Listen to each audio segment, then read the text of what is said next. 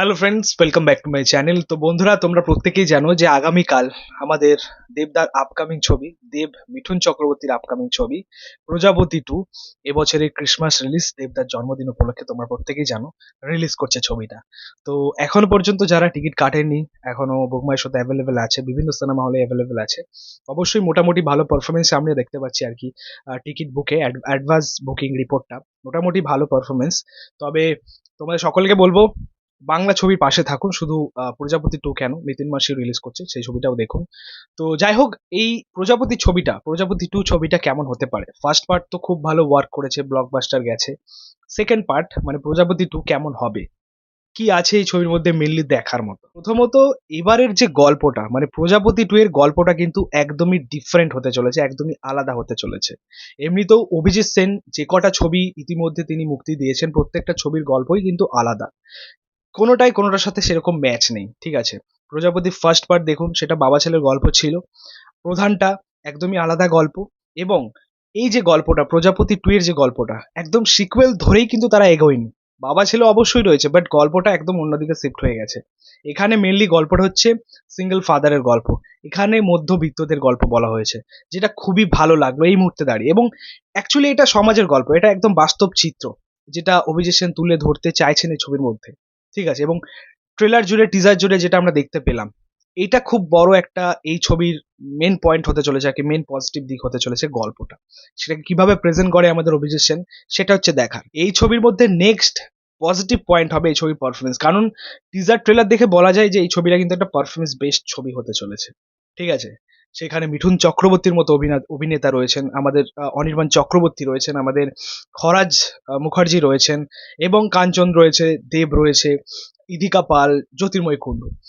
এত বড় একটা কাস্টিং, অবশ্যই প্রত্যেকের ইনভলভমেন্ট তো গল্পের মধ্যে রয়েছে। ঠিক আছে, এবং বলতে পারো এখন অবধি ট্রেলারে তো সকলের কাজই ভালো লাগলো, দেব, মিঠুন দা, আমাদের খরাজ মুখার্জি, কাঞ্চন, অনির্বাণ চক্রবর্তীর নেগেটিভ ক্যারেক্টার জাস্ট সলিড, মারাত্মক।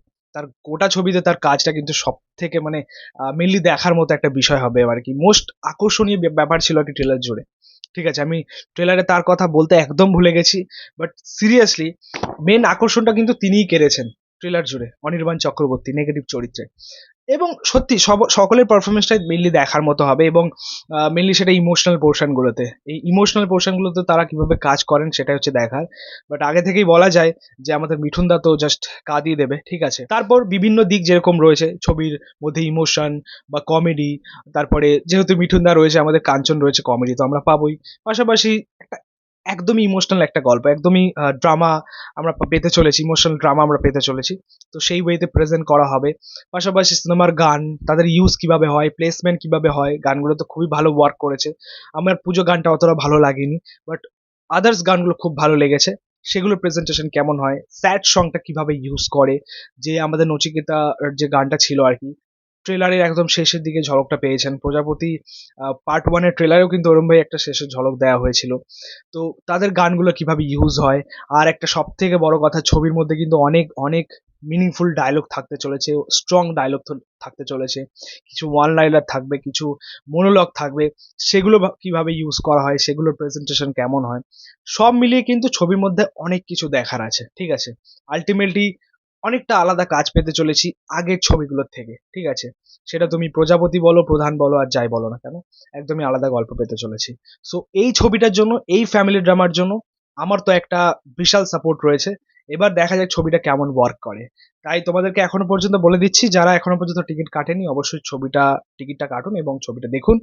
এবং আমার রিভিউটা কালকেই আসবে, চেষ্টা করব কালকেই আনার জন্য, দেখা যাক বাকি কি হয়। তো যাই হোক, এই ছিল বলার। তোমাদের মতামত, রিয়াকশন অবশ্যই কমেন্টে জানিও। ভিডিওটা ভালো লাগলে অবশ্যই লাইক, কমেন্ট, শেয়ার করে দিও। পাশে থেকে সাপোর্ট করে চ্যানেলটাকে অবশ্যই সাবস্ক্রাইব করে দিও। পাশে থাকা বেল আইকনটা পরবর্তী ভিডিও